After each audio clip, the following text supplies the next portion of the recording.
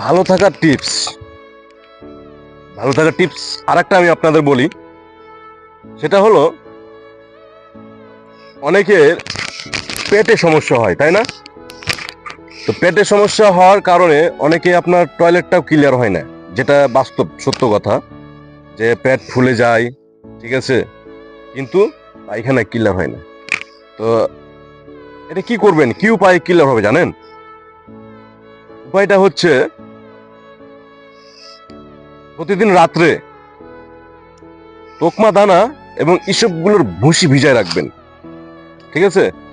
কারণ এই জিনিসটা এমন একটা জিনিস যে গ্যাস্ট্রিক থেকেও আপনাকে দূরে রাখবে এবং আপনার টয়লেটও ক্লিয়ার করবে এবং আপনার পেট পরিষ্কার রাখবে এবং হজম শক্তি বৃদ্ধি করবে, মাথা, মস্তিষ্ক, ব্রেন ঠান্ডা রাখবে, ঠিক আছে?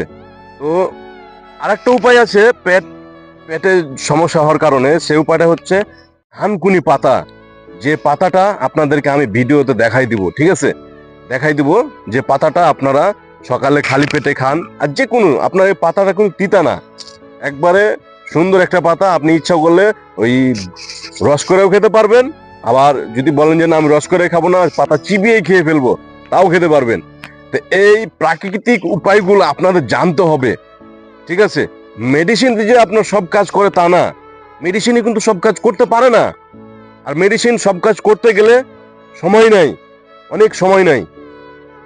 প্রাকৃতিক উপায়ে আপনারা কাজ করুন, প্রাকৃতিক উপায় মেনে চলুন, প্রাকৃতিক উপায়গুলো দেখুন, ঠিক আছে? তাহলে আপনাদের অতিরিক্ত টাকা খরচ করতে হবে না, মেডিসিন কিনতে হবে না, ঠিক আছে? তো আমি এটাই বলবো, যাদের পেট পরিষ্কার হয় না, হজম শক্তি কম, তারা অবশ্যই থানকুনি পাতা খাবেন, ঠিক আছে? থানকুনি পাতার রসটা খাবেন।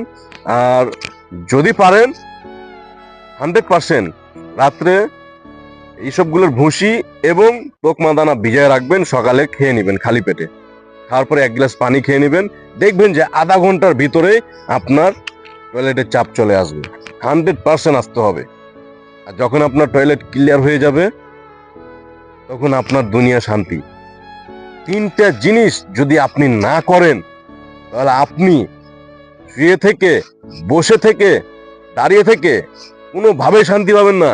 সে 3টে জিনিস কি আপনাদের জানিয়ে দিব, বলবো? তাহলে বলেই দিই, কারণ না বললে আপনারা মন খারাপ করবেন। 1 নম্বর, পেশাব। পেশাব যতক্ষণ আপনি না করবেন, ততক্ষণ আপনি শান্তি পাবেন না, অস্থিরতা কাজ করবে, নিজে ভালো লাগবে না, কারো কথা শুনতেও ইচ্ছা হবে না। 2 নাম্বার, টয়লেট। এটাও সেই একটা মারাত্মক জিনিস। এটা যতক্ষণ আপনি না করবেন, না পারবেন সইতে, না পারবেন বইতে। আর আরেকটা বিষয় আপনাদের আমি গুরুত্বপূর্ণ বিষয় বলে দিই, সেটা হচ্ছে যতক্ষণ আপনি টয়লেট না করবেন, হ্যাঁ, সব থেকে আপনার এফেক্ট পড়ে যদি আপনি টয়লেটটাকে চেপে রাখেন, সেক্ষেত্রে এফেক্ট পড়ে কোথায় জানেন? কিডনি। এই কিডনিটাই হচ্ছে সব থেকে মেন। যে কোনো জিনিস কিডনিতে বেশি এফেক্ট করে। আপনি ব্যথার ট্যাবলেট খান, কিডনিতে দেখবেন ব্যথা করবে, এফেক্ট করবে। আপনার পেশাব ধরে রাখেন, কিডনিতে এফেক্ট করবে। আপনার টয়লেট ধরে রাখেন, কিডনিতে এফেক্ট করবে। 3 নম্বর, বায়ু। আমরা যেটা আঞ্চলিক ভাষা বলি পাদ। এই পাদ, বায়ু যদি না ছাড়েন, আপনার কিছুই ভালো লাগবে না। এই 3টে জিনিস আপনি যতক্ষণ না করবেন, আপনার পৃথিবী মনে হবে অন্ধকার, পৃথিবীকে মনে হবে জাহান্নাম, মানুষের কথাগুলোকে মনে হবে বিরক্তিকর। তাই এই 3টে জিনিস অবশ্যই মানুষ যে যাই বলুক না কেন, ঠিক আছে, করে ফেলবেন জায়গা মতো, না হলে কিন্তু আপনার নিজেরই সমস্যা। তাই হজম বা গ্যাস্ট্রিক, পেট ফোলা, এগুলো আপনাকে প্রাকৃতিক উপায় মানলে আপনার সব থেকে ভালো, ঠিক আছে? 1 নম্বর, হজম, পেট ক্লিয়ার হয় না, আপনার অবশ্যই রাত্রে ইসবগুলের ভুসি এবং তোকমা দানা ভিজিয়ে সকালে খালি পেটে খেয়ে নেবেন। আধা ঘন্টার ভিতরে আপনার টয়লেটের চাপ চলে আসবে, আপনার পেট ক্লিয়ার হয়ে যাবে। এতেও যদি না হয়, তাহলে 100% আপনাদের আমি এই থানকুনি যে পাতাটা, থানকুনির যে গাছটা, এটা আপনাদের দেখাই দিব ভিডিওতে। আপনারা ওই জিনিসটা দেখে আপনারা ওই জিনিসগুলো খাবেন খালি পেটে, বাস, নেট অ্যান্ড ক্লিন, পরিষ্কার। বুঝছেন? তো যদি আমার ভিডিওটি বা আমার কথাগুলো যদি আপনাদের ভালো লেগে থাকে তাহলে অবশ্যই অবশ্যই সবার কাছে ছড়াই দেন